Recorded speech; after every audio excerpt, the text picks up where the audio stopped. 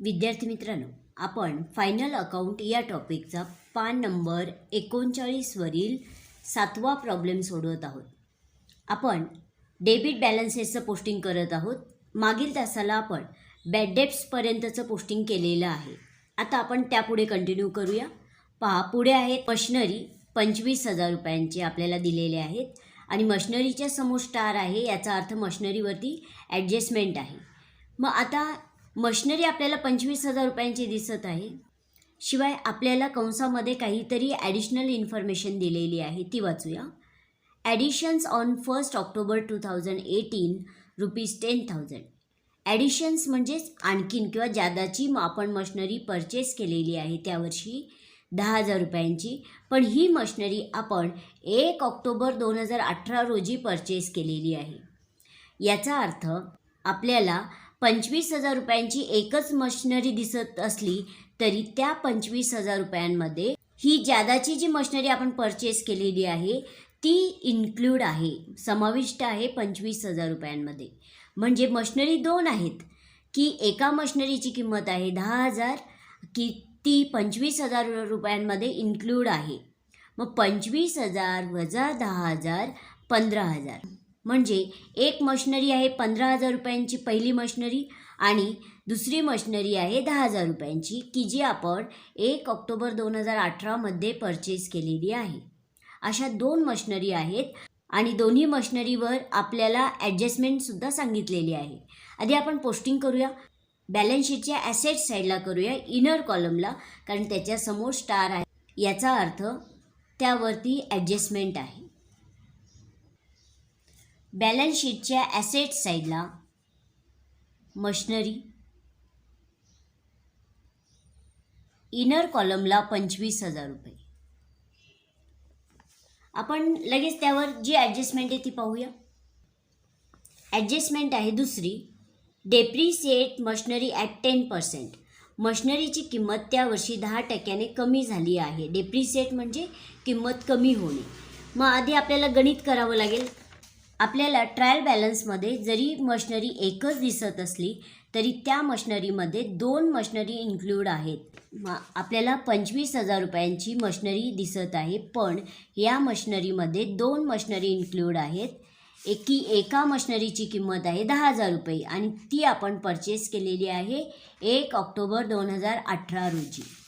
म्हणजे आपल्याकडे जी दुसरी मशिनरी आहे ती 10,000 रुपयांची आहे आणि ती आपण परचेस केलेली आहे 1 ऑक्टोबर 2018 रोजी. मग पहिल्या मशिनरीची किंमत आपल्याला अजून माहीत नाही. मग 25,000 वजा 10,000, पहिल्या मशिनरीची किंमत आहे 15,000 रुपये आणि दोन्ही मशिनरीवर आपल्याला 10% डेप्रिसिएशन सांगितलेलं आहे. आता आपल्याला डेप्रिसिएशन चार्ज करायचं आहे. पहा, ही जी मशिनरी आहे पहिली मशिनरी ती आपल्या व्यवसाय संस्थेमध्ये आधीपासूनच आहे, पण ही जी 10,000 रुपयांची मशिनरी आहे ती आपण नंतर परचेस केलेली आहे. म्हणजे पहिली मशिनरी आपल्या अकाउंटिंग इयरच्या पहिल्या दिवसापासूनच आहे आणि अकाउंटिंग इयर सुरू झालेलं आहे 1 एप्रिल 2018 रोजी. म्हणजे पहिली मशिनरी ही 1 एप्रिल 2018 पासून आपल्या व्यवसाय संस्थेमध्ये आहे. याचा अर्थ ती मशिनरी आपण वर्षभर वापरलेली आहे. मग 15,000 गुणिले 10%, कारण तिची किंमत त्यावर्षी 10% कमी झालेली आहे, म्हणून 15,000 गुणिले 10 भागिले 100 असा गुणाकार केल्यानंतर उत्तर आलेलं आहे 1,500 रुपये.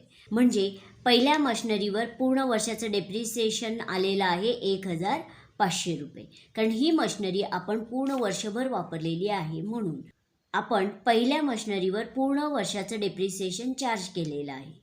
आता आपल्याला दुसरी मशिनरी जी आहे 10,000 रुपयांची त्यावर सुद्धा 10% डेप्रिसिएशन चार्ज करायचं आहे.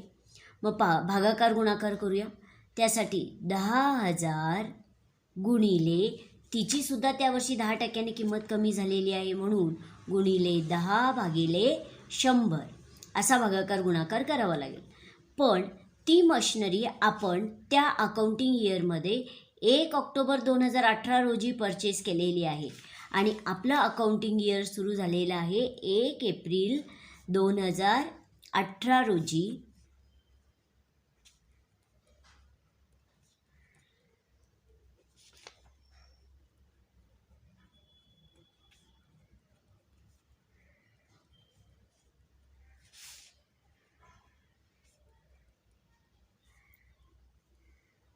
आणि ते वर्ष संपलेलं आहे 31 मार्च 2019 रोजी.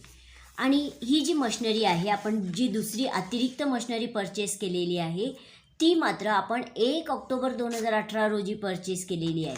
मग ही तारीख आपल्याला या अकाउंटिंग इयरमध्ये इथे दिसत आहे 2018, 1 ऑक्टोबर 2018. या तारखेला आपण अतिरिक्त मशिनरी परचेस केलेली आहे 10,000 रुपयांची. याचा अर्थ ती मशिनरी आपण या अकाउंटिंग इयरमध्ये 6 महिनेच वापरलेली आहे. 6 मंथ, ऑक्टोबर ते मार्चपर्यंत. 1, 2, 3, 4, 5 आणि 6 महिनेच ती मशिनरी आपण त्यावर्षी यूज केलेली आहे, वापरलेली आहे. म्हणून त्या मशिनरीवर आपल्याला पूर्ण वर्षाचं डेप्रिसिएशन चार्ज करता येणार नाही. म्हणून 12 महिन्यांपैकी फक्त 6 महिन्यांचं डेप्रिसिएशन आपल्याला चार्ज करावं लागेल. म्हणून आपण भागाकार गुणाकार करणार आहोत. उत्तर जे काही आलेलं आहे ते आलेलं आहे 500 रुपये. 6 महिन्यांचं डेप्रिसिएशन आलेलं आहे 500 रुपये. पहिल्या मशिनरीवर डेप्रिसिएशन आपण चार्ज केलं पूर्ण वर्षाचं, ते आलं 1,500 रुपये. आणि दुसऱ्या मशिनरीवर 500 रुपये डेप्रिसिएशन आलेले आहे. मग आता आपण दोन्ही मशिनरीवर जे डेप्रिसिएशन आलेलं आहे त्या दोघांची बेरीज करूया. 1,500 प्लस 500, उत्तर आलेलं आहे 2,000 रुपये. म्हणजे दोन्ही मशिनरीवर मिळून एकूण डेप्रिसिएशन आलेले आहे 2,000 रुपये. मग ते 2,000 रुपये आपण लेस करूया. लेस 10% डेप्रिसिएशन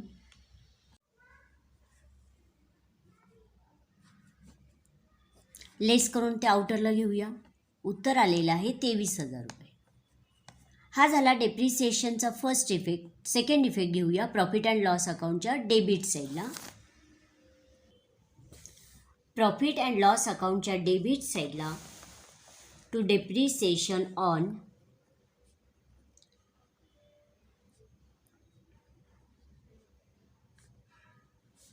मशिनरी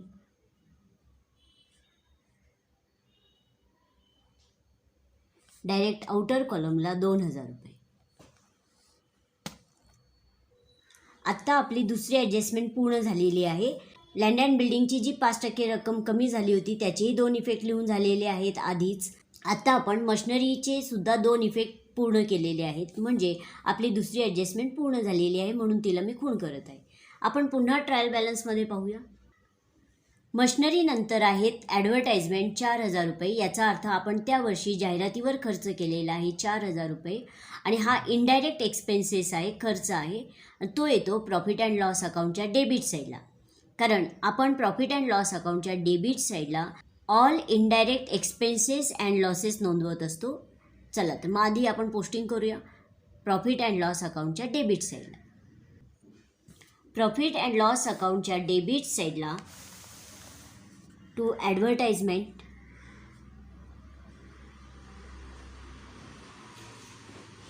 डायरेक्ट आउटर कॉलमला 4,000 रुपये. म्हणजे आपण जाहिरातीवर खर्च केलेला आहे 4,000 रुपये. आपण पुन्हा ट्रायल बॅलन्समध्ये पाहूया.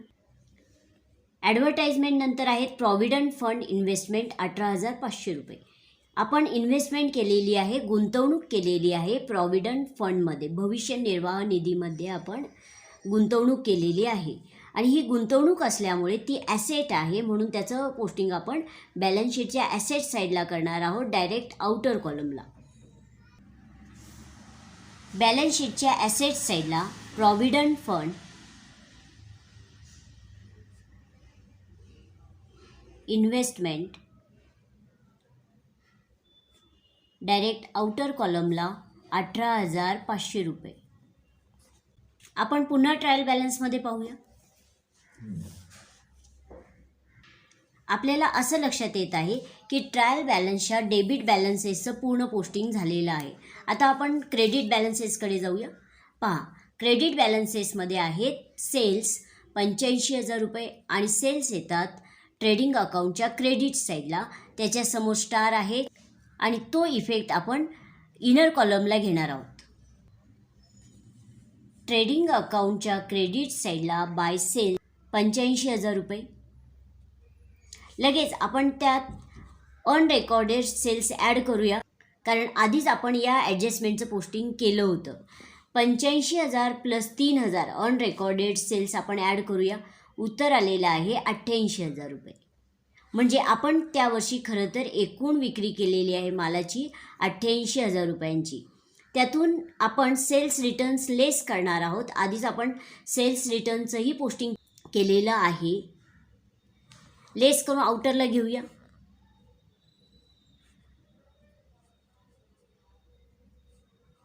उत्तर आलेलं आहे 87,200 रुपये.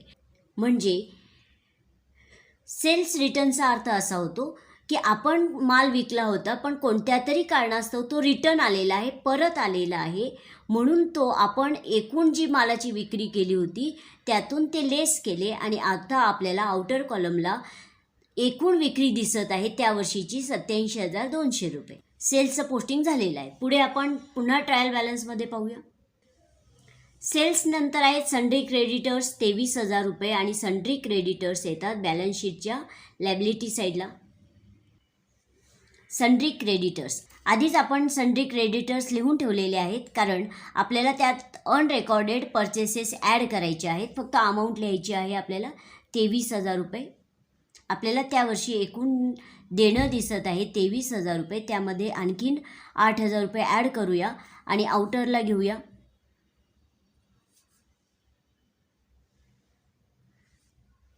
उत्तर आलेलं आहे 31,000 रुपये. म्हणजे आपण आता त्यावर्षी देणं आहे 31,000 रुपये आपल्या विक्रेत्याला, कारण आपण त्यांच्याकडून माल परचेस केलेला आहे आणि त्यांना देणं लागतं, म्हणून तर आपण क्रेडिटर्स बॅलन्स शीटच्या लायबिलिटी साईडला त्याचं पोस्टिंग करत असतो. चला आता पुन्हा आपण ट्रायल बॅलन्समध्ये पाहूया. क्रेडिटर्स नंतर आहेत सन्ड्री इन्कम 2,000 रुपये. सन्ड्री म्हणजेच विविध काही उत्पन्न आपल्याला प्राप्त झाले असतील किंवा एकूण काही उत्पन्न प्राप्त झाले असेल तर ते घेऊया प्रॉफिट अँड लॉस अकाउंटच्या क्रेडिट साईडला, कारण प्रॉफिट अँड लॉस अकाउंटच्या क्रेडिट साईडला आपण all indirect incomes and gains लिहित असतो, म्हणून तो इफेक्ट घेऊया प्रॉफिट अँड लॉस अकाउंटच्या क्रेडिट साईडला 2,000 रुपये आउटर कॉलमला. प्रॉफिट अँड लॉस अकाउंटच्या क्रेडिट साईडला एक समांतर ओळ ग्रॉस प्रॉफिटसाठी सोडायची आहे आपल्याला. त्याच्या पुढे by sundry income direct outer कॉलमला 2,000 रुपये. आपण पुन्हा ट्रायल बॅलन्समध्ये पाहूया. सन्ड्री इन्कम नंतर आहेत कॅपिटल. सप्रे यांचं कॅपिटल आहे 35,000 रुपये. अत्रे यांचं कॅपिटल आहे 35,000 रुपये आणि हे कॅपिटल घेऊया पार्टनर्स कॅपिटल अकाउंटच्या क्रेडिट साईडला. पार्टनर्स कॅपिटल अकाउंटच्या क्रेडिट साईडला बाय बॅलन्स ब्रॉट डाऊन या नावाने आपण त्यांचं कॅपिटल पोस्टिंग करत असतो 35,000 रुपये. आपण पुन्हा ट्रायल बॅलन्समध्ये पाहूया. कॅपिटल नंतर आहेत प्रॉव्हिडंट फंड 10,000 रुपये. याचा अर्थ होतो भविष्य निर्वाह निधी. तो इफेक्ट घेऊया बॅलन्स शीटच्या लायबिलिटी साईडला. बॅलन्स शीटच्या लायबिलिटी साईडला प्रॉव्हिडंट फंड डायरेक्ट आउटर कॉलमला 10,000 रुपये भविष्य निर्वाह निधी. प्रॉव्हिडंट फंड नंतर आहेत रिटर्न्स आणि हे परचेस रिटर्न्स आहेत. त्याच्यासमोर अशी बरोबरची खूण आहे, याचा अर्थ त्याचं पोस्टिंग झालेलं आहे. रिटर्न्स नंतर आहेत कमिशन प्री रिसिव्ड ₹800. आपल्याला कमिशन मिळाले, रिसिव्ड म्हणजे मिळाले, पण कसे मिळाले ते प्री मिळाले म्हणजे आधीच मिळाले, म्हणजे ॲडव्हान्समध्ये मिळाले, म्हणून तो इफेक्ट घेऊया लायबिलिटी साईडला. फक्त आपल्याला त्यांनी अशी माहिती दिली असती की कमिशन रिसिव्ड म्हणले असते तर तो इफेक्ट आपण प्रॉफिट अँड लॉस अकाउंटच्या क्रेडिट साईडला घेतला असता, पण त्यांनी आपल्याला अशी माहिती दिलेली आहे की हे जे कमिशन आहे ते आपल्याला प्राप्त झालेले आहे, पण ते प्री म्हणजे आधीच प्राप्त झालेले आहे, म्हणजे जे कमिशन पुढील वर्षाचे आहे ते कमिशन आपल्याला याच वर्षी म्हणजे करंट इयरमध्येच मिळालेले आहे किंवा चालू वर्षामध्येच मिळालेले आहे, मग जेव्हा आपल्याला पुढील वर्षाचे काही इन्कम या वर्षी मिळाले तर त्याचा इफेक्ट बॅलन्स शीटच्या लॅबिलिटी साईडला घ्यावा. बॅलन्स शीटच्या लॅबिलिटी साईडला commission received in advance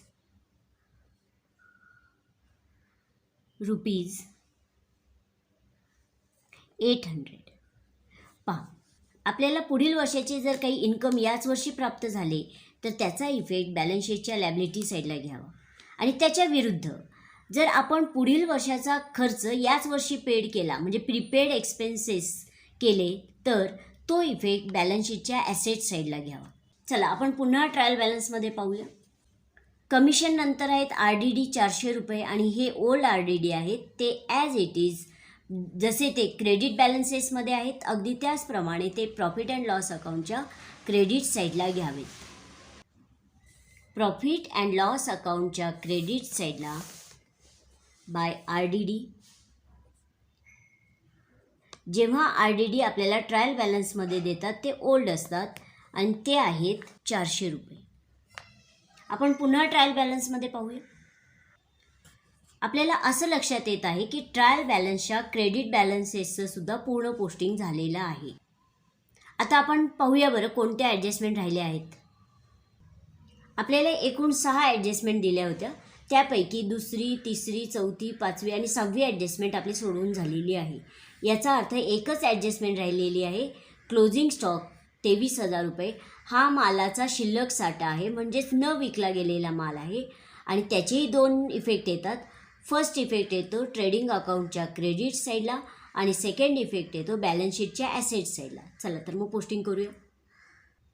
closing स्टॉकचा फर्स्ट इफेक्ट ट्रेडिंग अकाउंटच्या क्रेडिट साईडला by closing stock direct outer कॉलमला ₹23,000. हा झाला फर्स्ट इफेक्ट क्लोजिंग स्टॉकचा. आता सेकंड इफेक्ट घ्यायचा आहे आपल्याला बॅलन्स शीटच्या ॲसेट साईडला. क्लोजिंग स्टॉक डायरेक्ट आउटर कॉलमला ₹23,000. क्लोजिंग स्टॉकचे सुद्धा 2 इफेक्ट लिहून झालेले आहेत आपले, म्हणून मी पहिल्या ॲडजस्टमेंटला खूण करत आहे झाली म्हणून. म्हणजे आपल्याला असं लक्षात येत आहे की या प्रॉब्लेमचं पूर्ण पोस्टिंग झालेलं आहे. म्हणजे आपल्याला हा प्रॉब्लेम आता टॅली करायचा आहे. प्रॉब्लेम टॅली करण्यासाठी आधी सर्वात प्रथम ट्रेडिंग अकाउंट क्लोज करावे लागते. त्यानंतर profit and loss account. Profit and loss account नंतर आपल्याला पार्टनर्स कॅपिटल अकाउंट क्लोज करायचे आहे आणि सर्वात शेवटी आपल्याला बॅलन्स शीट क्लोज करायची आहे. चला तर मग आधी आपण ट्रेडिंग अकाउंट क्लोज करूया. ट्रेडिंग अकाउंट क्लोज करण्यापूर्वी आपल्याला जिथं आपलं पोस्टिंग झालेलं आहे कमीत कमी 1 ते 2 ओळी जागा सोडून बेरजेच्या 2 रेघा ओढून घ्यायच्या आहेत.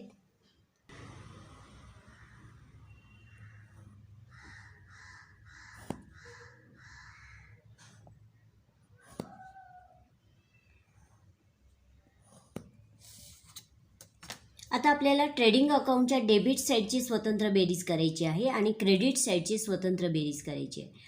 मग ही बेरीज मी तुमच्या माहितीसाठी मी इथं लिहित आहे आणि पेन्सिलीने लिहिलेली बेरीज मी नंतर खोडणार आहे. ट्रेडिंग अकाउंटच्या डेबिट साईडची बेरीज आलेली आहे ₹91,200 आणि क्रेडिट साईडची बेरीज आलेली आहे ₹1,10,200. आता तुलना करूया की मोठी बेरीज कोणती आहे, डेबिट साईडची आहे की क्रेडिट साईडची. तर आपल्याला सहज लक्षात येत आहे की क्रेडिट साईडची बेरीज मोठी आहे ₹1,10,200 ₹91,200 मग जी बेरीज मोठी आली ती आपण क्रेडिट साईडला पण लिहूया आणि डेबिट साईडला पण. ₹1,10,200 मी डेबिट साईडला पण लिहिणार आहे ₹1,10,200. जेव्हा ट्रेडिंग अकाउंटच्या क्रेडिट साईडची बेरीज मोठी येते तेव्हा ग्रॉस प्रॉफिट होतो म्हणजे इन्कम जास्त खर्च कमी. आता मोठ्या बेरीजतून लहान बेरीज वजा करूया म्हणजे ग्रॉस प्रॉफिट किती झाला हे समजेल. मग मोठी बेरीज आहे ₹1,10,200 वजा 91,200.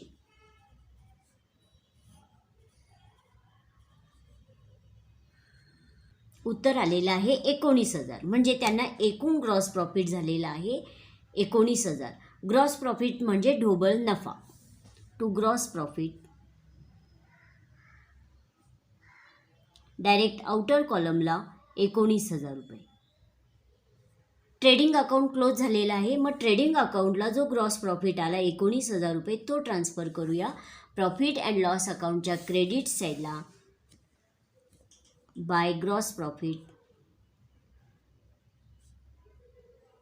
डायरेक्ट आउटर कॉलमला 19,000 रुपये. आता आपल्याला profit and loss account close करायचं आहे. मग profit and loss account close करण्याआधी आपल्याला बेरजेच्या रेघा ओढून घ्यायच्या आहेत, डेबिट साईडला सुद्धा आणि क्रेडिट साईडला सुद्धा. मग जिथं आपलं पोस्टिंग झालेलं आहे बरोबर चौथ्या ओळीवर 1, 2, 3 आणि 4 बेरजेच्या रेघा ओढून घेऊया.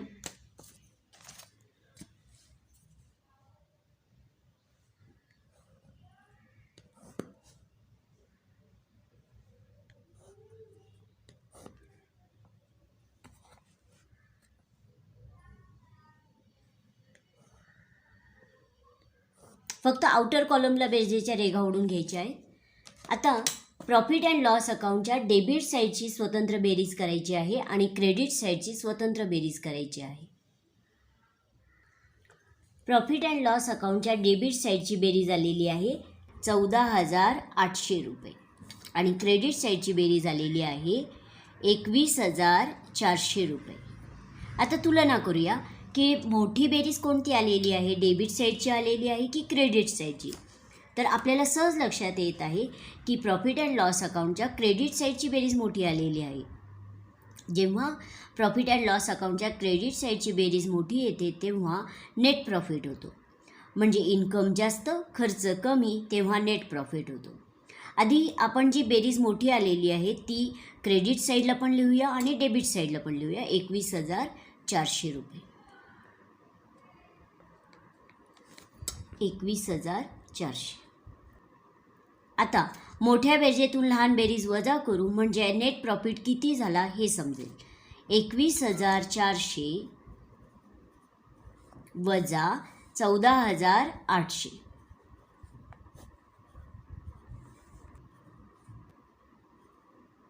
उत्तर आलेलं आहे 6,600 रुपये. म्हणजे त्यांना एकूण नेट प्रॉफिट झालेला आहे 6,600 रुपये. तो इथे लिहूया डेबिट साईडला. टू नेट प्रॉफिट पार्टनरची नावं लिहूया सप्रे अँड अत्रे.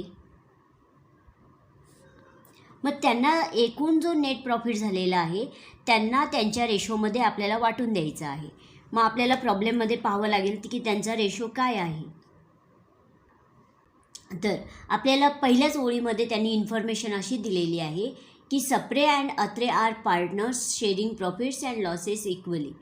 की सप्रे आणि अत्रे हे दोघे पार्टनर्स आहेत आणि त्यांना त्यांच्या व्यवसायात जो प्रॉफिट किंवा लॉस होईल तो ते इक्वल वाटून घेतात. इक्वल म्हणजे समान वाटून घेतात. म्हणजे आपल्याला रेशो समजला इक्वल आहे. मग तो झालेला नेट प्रॉफिट आपल्याला इक्वल वाटून द्यायचा आहे.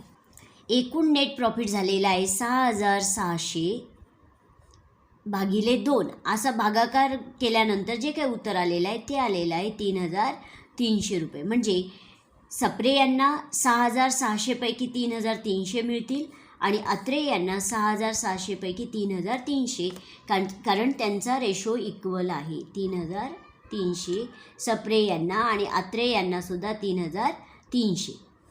Profit and loss account close झालेलं आहे. आता नेट प्रॉफिट आपल्याला ट्रान्सफर करायचं आहे पार्टनर्स कॅपिटल अकाउंटच्या क्रेडिट साईडला.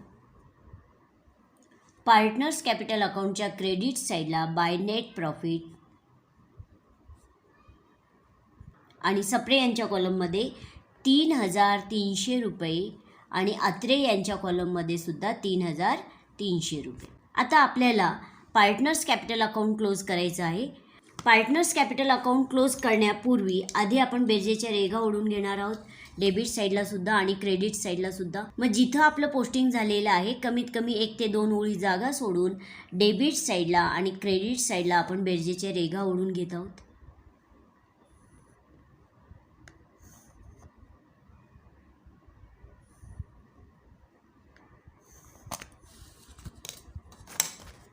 आधी अत्रे यांचा अकाउंट क्लोज करूया.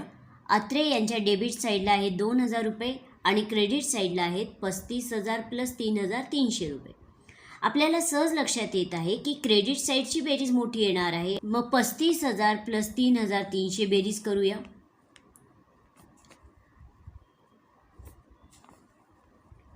उत्तर आलेलं आहे 38,300 रुपये. म्हणजे जी बेरीज मोठी आली ती क्रेडिटला पण लिहिलेली आहे आपण. आता डेबिट साईडला पण लिहूया 38,300. आता डेबिट साईडला 2,000 रुपये आहेत. मग 38,300 वजा 2,000 आपल्याला बॅलन्स कॅरीड डाऊन द्यावा लागत आहे 36,300 रुपये. हा 36,300 रुपये बॅलन्स कॅरीड डाऊन आहे. To balance carried down.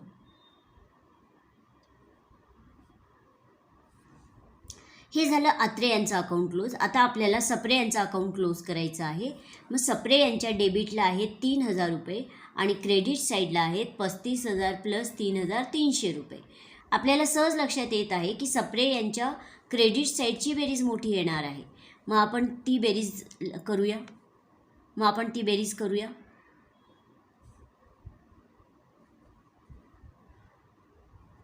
उत्तर आलेलं आहे 38,300 रुपये. ही बेरीज आपण डेबिट साईडला पण लिहूया 38,300 रुपये. 38,300 वजा 3,000 35,300 रुपये. म्हणजे बॅलन्स कॅरीड डाऊन द्यावा लागला 35,300 रुपये. जो बॅलन्स कॅरीड डाऊन आहे ते त्यांचं खरं कॅपिटल आहे आणि ते कॅपिटल ट्रान्सफर करूया बॅलन्स शीटच्या लॅबिलिटी साईडला. Partners capital account.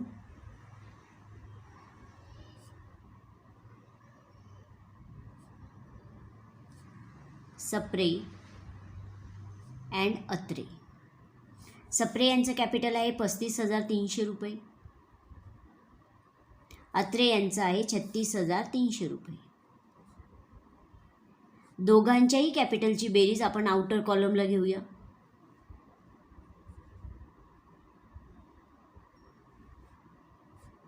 उत्तर आलेलं आहे 71,600 रुपये. म्हणजे दोघांचे कॅपिटल मिळून 71,600 रुपये आहे. आता आपल्याला बॅलन्स शीट क्लोज करायची आहे. मग बॅलन्स शीटच्या लॅबिलिटी साईडची बेरीज आणि ॲसेट साईडची बेरीज आपल्याला स्वतंत्र करायची आहे. आणि बॅलन्स शीटचं वैशिष्ट्य असं आहे की लॅबिलिटी साईडची बेरीज आणि ॲसेट साईडची बेरीज समान येते आणि जेव्हा बेरीज समान येते तेव्हा आपण प्रॉब्लेम टॅली झाला असे म्हणतो. जर बेरीज समान आली नाही तर आपलं पोस्टिंग कुठेतरी चुकलेलं आहे असे समजावे. चला तर मग आता आपण लॅबिलिटी साईडची स्वतंत्र बेरीज करूया आणि ॲसेट साईडची स्वतंत्र बेरीज करू. बेरीज करण्यापूर्वी आपण बेरजेच्या रेघा ओढून घेऊया लॅबिलिटी साईडला आणि ॲसेट साईडला. मग जिथं आपलं पोस्टिंग झालेलं आहे कमीत कमी 1 ते 2 ओळी जागा सोडून आपण लॅबिलिटी साईडला आणि ॲसेट साईडला आधी बेरजेच्या रेघा ओढून घेऊया.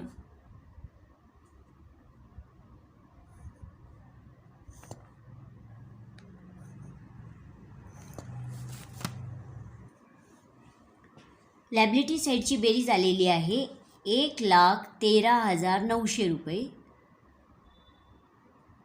आणि ॲसेट साईडची बेरीज आलेली आहे 1,13,900 रुपये. म्हणजे आपला प्रॉब्लेम 1,13,900 रुपयांनी टॅली झालेला आहे. तर अशा पद्धतीने आज आपण 7वा प्रॉब्लेम टॅलीसह पूर्ण केलेला आहे. धन्यवाद.